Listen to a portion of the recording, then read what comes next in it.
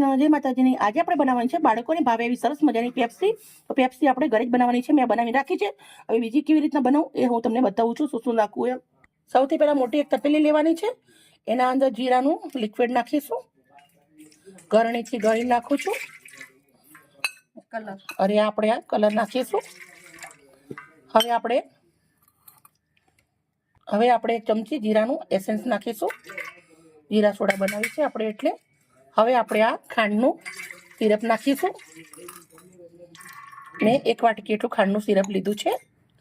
ખાંડને સરસ મજાને ઓગાળી અને સિરપ બનાવી લીધું છે। હવે સાથે આપણે પાણી નાખીશું।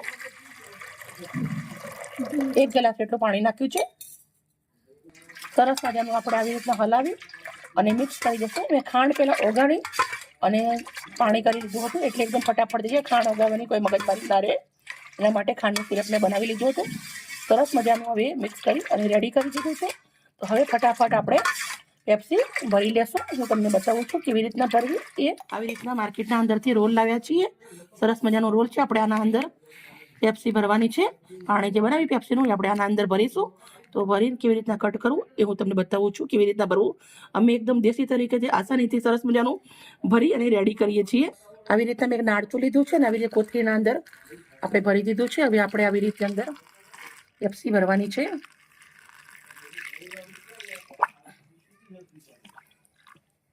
તમે જોઈ શકો છો પૂરી આવી રીતના સરસ મજાની રોલના અંદર પેપ્સી ભરાઈ જતી હોય છે, મસ્ત મજાની।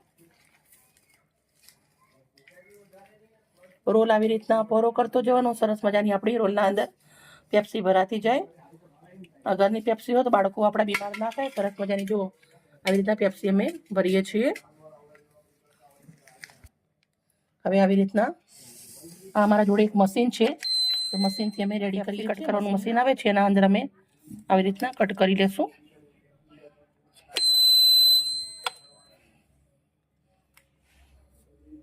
તમે જોઈ શકો સરસ મજાનું આવી રીતના આપણે કટ કરવાનું છે।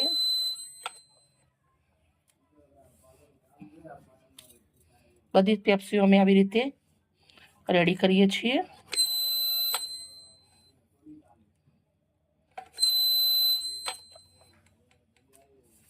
બધી જ પેપ્સી અમે આવી રીતે કટ કરી અને રેડી કરી દેશું।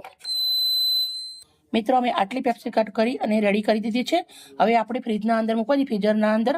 તો આપણે એક થાળીના અંદર કરી અને ફ્રીઝરના અંદર થાળી લીધી છે, થાળીના અંદર બધી પેપ્સી હું ભરી દઈશ અને 2 કલાક સુધી આપણે ફ્રીઝરના અંદર રાખીએ એટલે સરસ મજાની બરફવાળી થઈ જાય, મસ્ત મજાની।